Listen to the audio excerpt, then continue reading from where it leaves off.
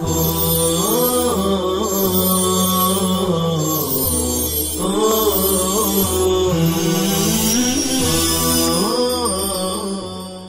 اللہ الرحمن الرحیم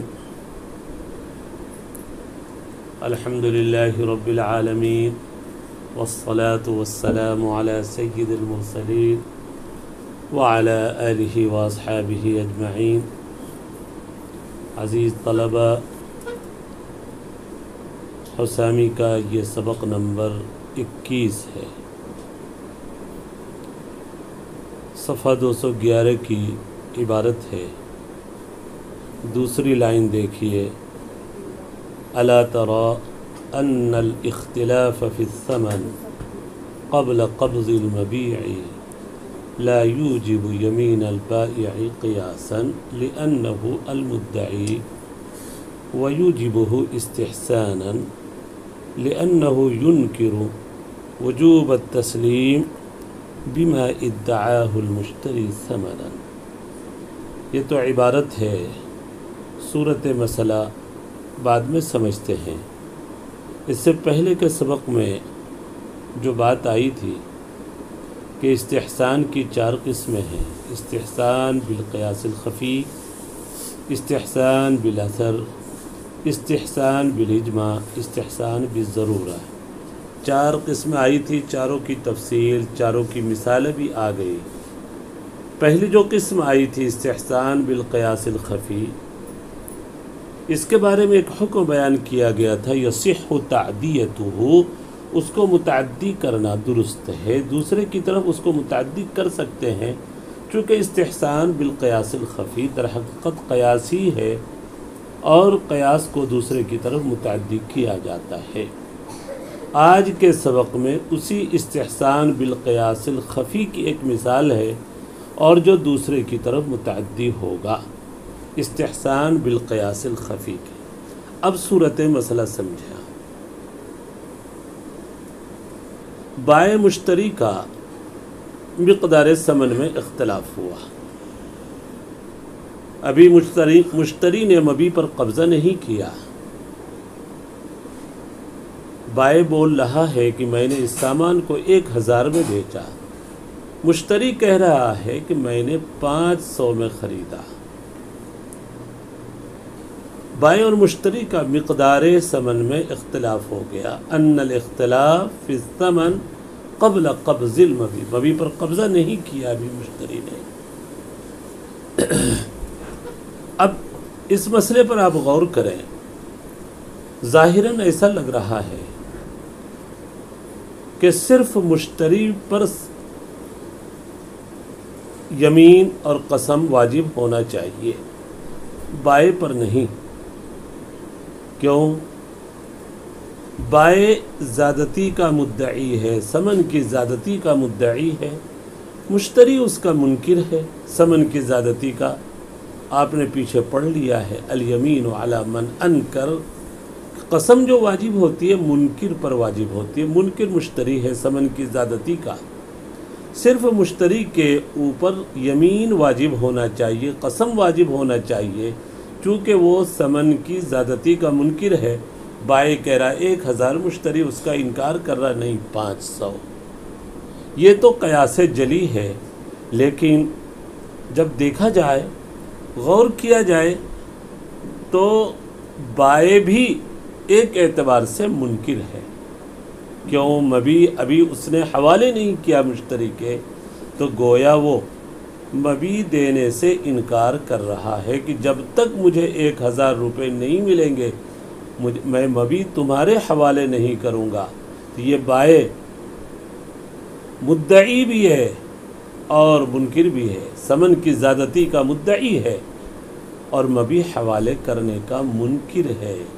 استحسان کا تقاضا یہ ہے کہ یہاں پر بائع پر بھی یمین واجب ہونا چاہیے، چونکہ وہ مبیع حوالے کرنے سے انکار کر رہا ہے کہ میں مبیع حوالے نہیں کروں گا جب تک مجھے 1000 روپے نہ ملے۔ یہ اختلاف ثمن جو پیدا ہوا قبل قبض المبیع، تو گویا دونوں من وجہ مدعی بھی ہے اور منکر بھی ہے، انکار بھی ہے بائع کی جانب سے۔ بائع بلکہ بائے من وجہ مدعی بھی ہے اور من وجہ منکر بھی ہے کہ یمین اب بائے کے اوپر بھی، قسم بائے کے اوپر بھی واجب ہوگی، چونکہ وہ مبی حوالے کرنے سے انکار کر رہا ہے۔ یہاں تک بات سمجھ میں آپ کو آ گئی ہے، صورت مسئلہ آپ نے سمجھ لیا ہے۔ اب ترجمہ دیکھیے، الا تری، کیا تو نہیں دیکھتا، ثمن میں اختلاف مبی پر قبضہ کرنے سے پہلے لا یوجب یمین البائع قیاسا، بائع پر یمین کو یہ ثابت نہیں کرتا بطور قیاس کے۔ قیاس جلی کا تقاضا ہے کہ بائع پر قسم واجب نہ ہو، کیوں؟ وہ تو صرف ثمن کی زیادتی کا مدعی ہے، اور مدعی پر قسم نہیں، مدعی پر تو بینہ ہے، لأنہ المدعی، اس لیے کہ وہ مدعی ہے۔ لیکن یہ قیاس جلی ہے۔ قیاس خفی کو ہم دیکھتے ہیں، استحسان کو، ویوجبہ استحسانا، لیکن استحسانا اس کے اوپر یمین واجب ہے، بائع کے اوپر بھی۔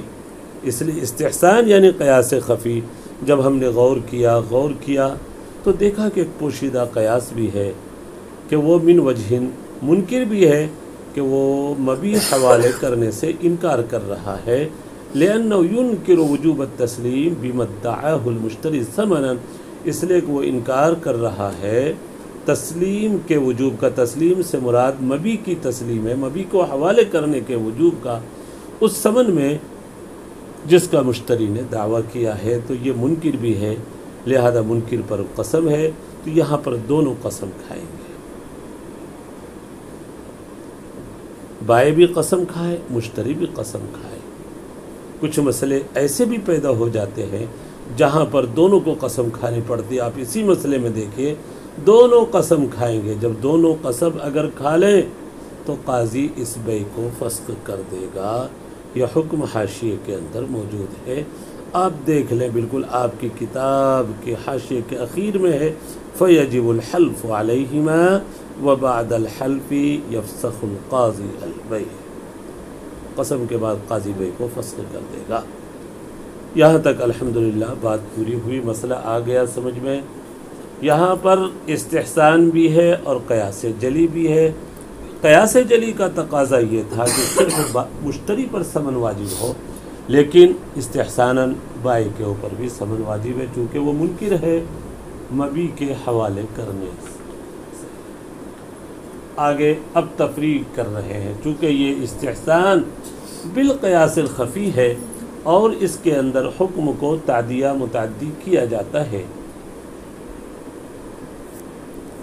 آگے کی عبارت دیکھیں، اگلے صفحے کی، صفحہ 212 کی۔ وَهَذَا حُكْمٌ تَعَدَّى إِلَى الْوَارِثَيْنِ وَالْإِجَارَةِ، یہ تفریقی ہے، تعدیہ، کہ جب یہ استحسان بالقیاس الخفی ہے تو اس کو دوسرے کی طرف متعدی کیا جا سکتا، تو یہ حکم متعدی ہوگا دونوں وارثوں کی طرف بھی اور اجارے کی طرف بھی۔ کیا مطلب ہے؟ إِلَى الْوَارِثَيْنِ وَإِلَى الْإِجَارَةِ، مانیے بائع اور مشتری کے ثمن کا اختلاف چل ہی رہا تھا، بھی دونوں میں سے کسی کی موت ہو گئی، بائع مشتری میں، تو اب یہ اختلاف جو تھا بائع اور مشتری کا، اور یہ مقدمہ وارث کی طرف منتقل ہو جائے گا، اور یہ وارث مقدمہ دائر کریں گے قاضی کے پاس کہ فلاں نے مبی حوالے نہیں کیا ہے، چاہے وارث بائع کا ہو یا مشتری کا ہو، وارثین سے دونوں وارث مراد ہیں۔ دیکھیے حکم متعدی ہوا، بائع مشتری سے دونوں کے وارث کی طرف اگر موت ہو گئی کسی کی، والاجارہ، اجارے کی طرف بھی یہ متعدی ہوگا۔ اس مسئلے کو آپ اچھی طرح سمجھیں، مصنف رحمۃ اللہ علیہ نے جو مثال دی ہے ما قبل میں، وہ بیع کی مثال تھی۔ اختلاف جو ہوا ثمن کی مقدار میں بیع کے اندر، کرے اگر یہی اسی طرح کا اختلاف بیع کے اندر نہیں بلکہ اجارے کے اندر پیش آ جائے تو وہاں پر بھی مدعی سے قسم لی جائے گی۔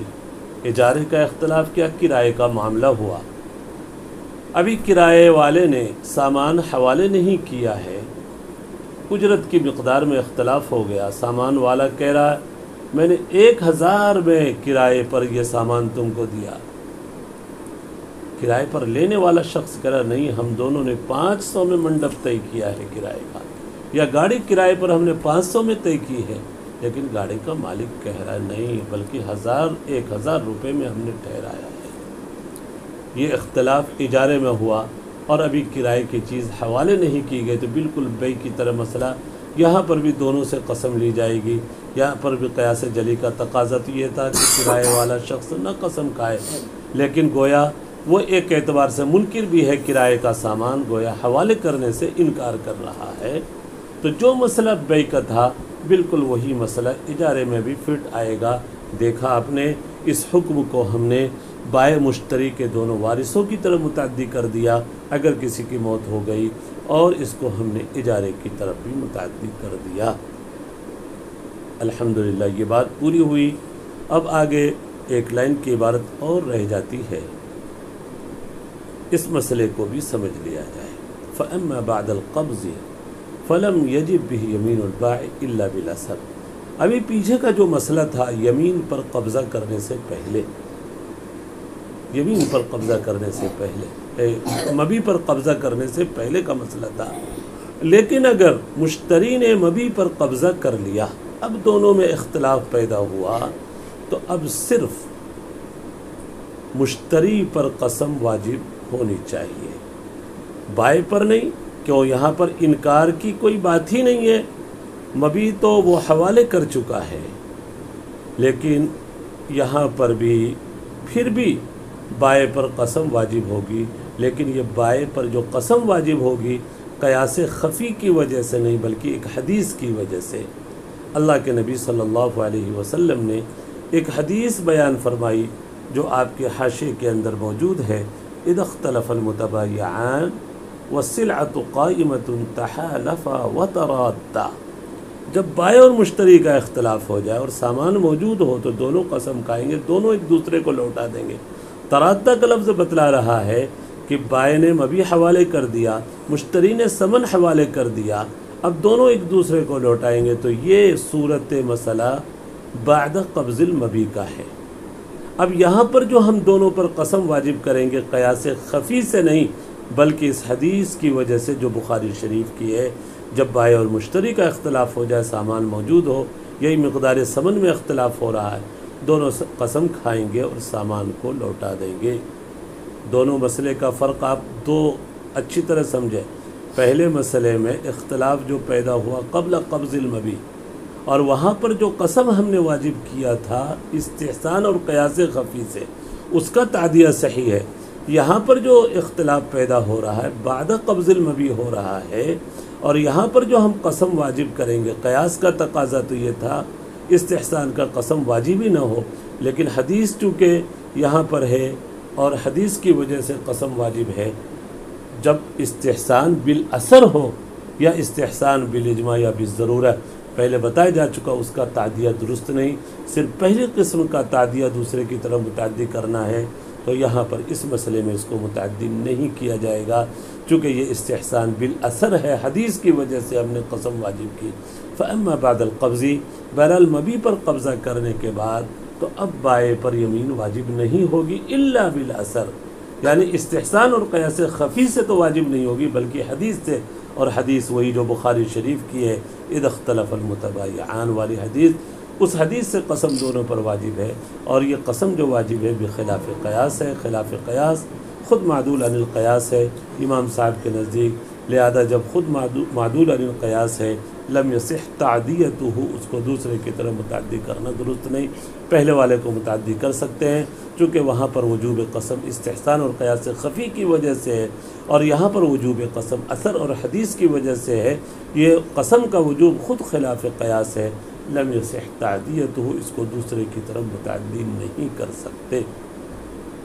اللہ تبارک و تعالی ہم سب کے لیے سمجھنا فہم آسان فرمائے۔ وصلی اللہ علی النبی الکریم۔